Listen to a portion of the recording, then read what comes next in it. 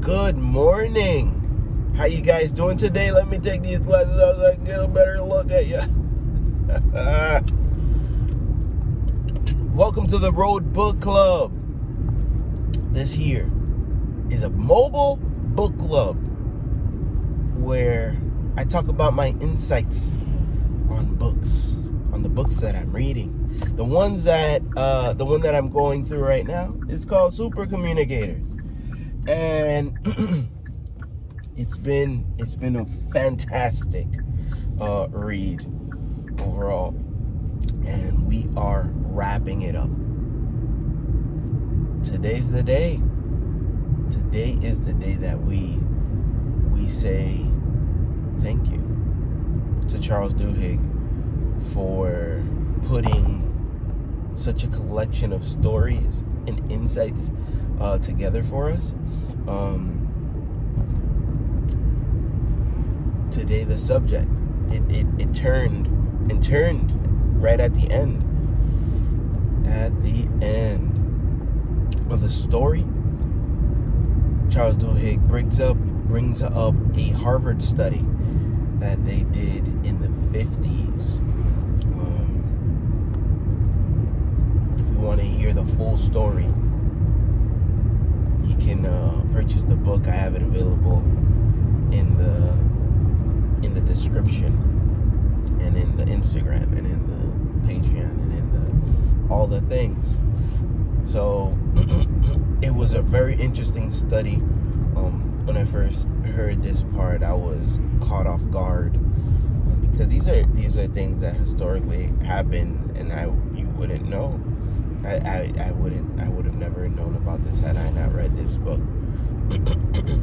It was this Harvard study done in the 1950s, where a person kind of made a donation to Harvard so that they can do research on trying to figure out how to find people who are, what makes a person a good store manager. That was where they were.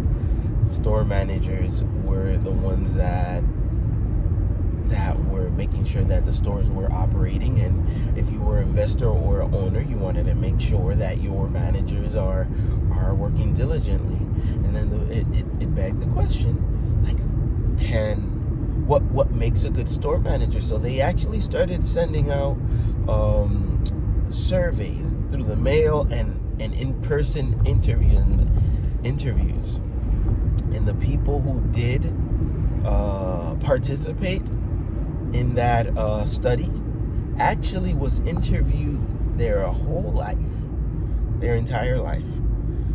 They signed up and they were asked questions about how they were doing. And this was a massive study, and actually the study is still available today. It's one of the largest studies done. And they said in the book, they started the study with one person. The person who initially funded the study, they didn't even mention his name in some of the papers, so it's kind of like all the money dried up. And then 20 years later, it got picked up again by a different study. And then they started combing through the data that was already filed away, and they stumbled upon the study again where they were tracking where these two individuals were. And I don't know what the other individual's name was, but the one that I remember, his name was Godfrey Camille. And Godfrey Camille, he had a rough start. He had two parents. I'm not going to tell you the full story. I'm going to very high level overview of what this story is. He had a very rough start where they said that he had two questionable parents. And then when he was in school, he would always be in the nurse's office saying that he was sick with something. And one doctor diagnosed him with like a pathological, whatever that sickness is, that means that you just think that you're always sick. And even depression, the depression was separate. He said that he was also always depressed, and inevitably, like he tried to kill himself. So he ended up in a psych ward because of that. They were trying to help him out, and assist in helping him get the help that he needed.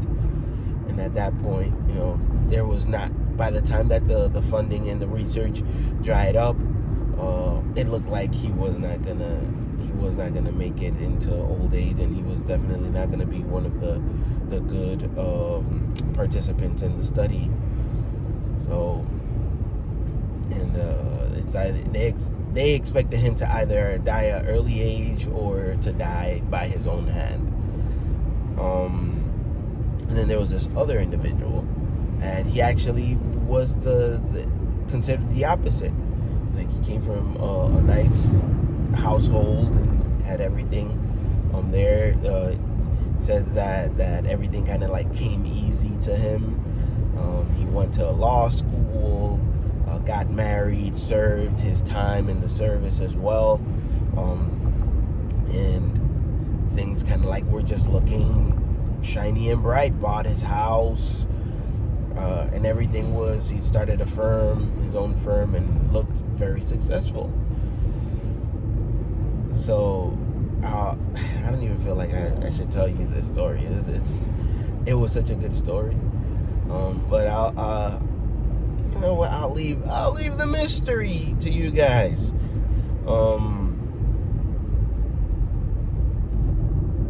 I won't continue this story, but I will say that, because I want you to read the book. If you want, I don't want it to be a disservice to you. I want you guys to read the book, and it's at the end.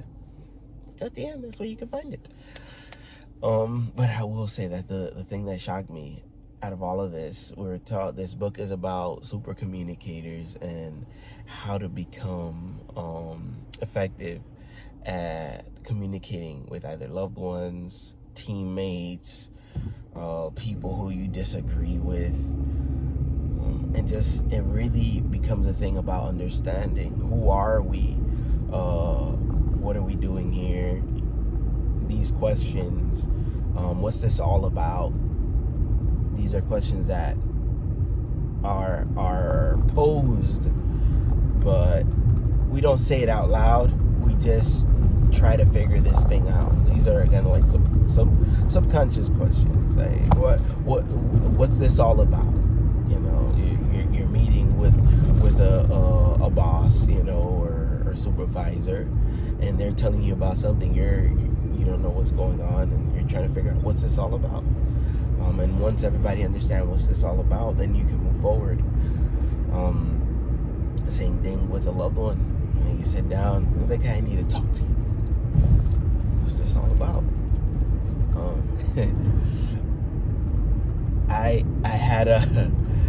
was being a little bit vulnerable with my wife.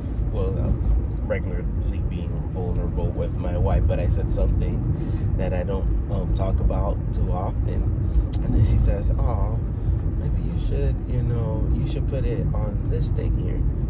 And immediately I was like, I'm talking about something super, intimate to me, and you're telling me an actionable step, when I didn't need an action step. I just wanted to share, some feelings.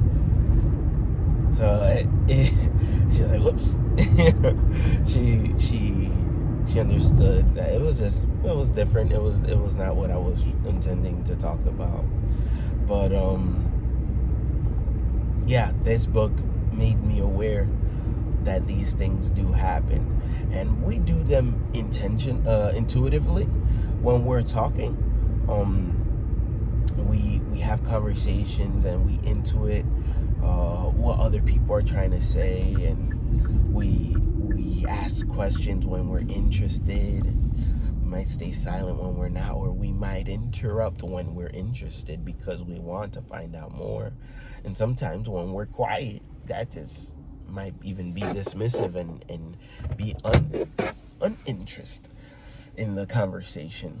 So all this is to say that this book, Super Communicators, shocked me at the end, because they started talking about one of the biggest things that will be a success in life, and it's about having valuable connections along the way. And in the book, somebody put it even in simpler terms. A successful life comes from having a life full of love, and not just love from one other person, not just a super intimate love like that, but just being surrounded by people that love you and that you actually want to be around. And this was one of the things that I was able to take away after finishing Super Communicators.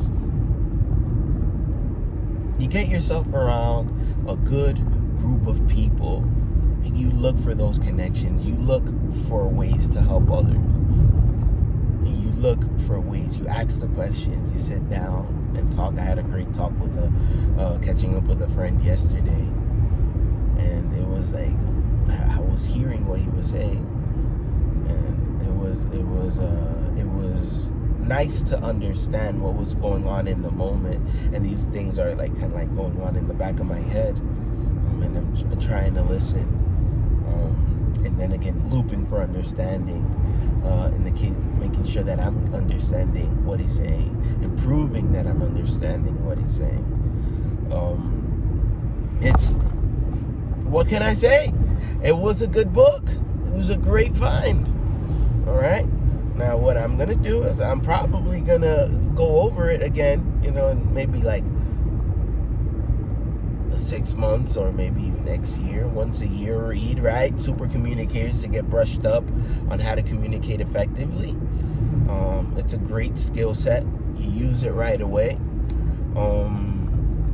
And that's it. Find great people that you want to chat with, whether you don't agree with them at first glance, or you don't agree with their belief. Look for understanding to see if you could find some common ground.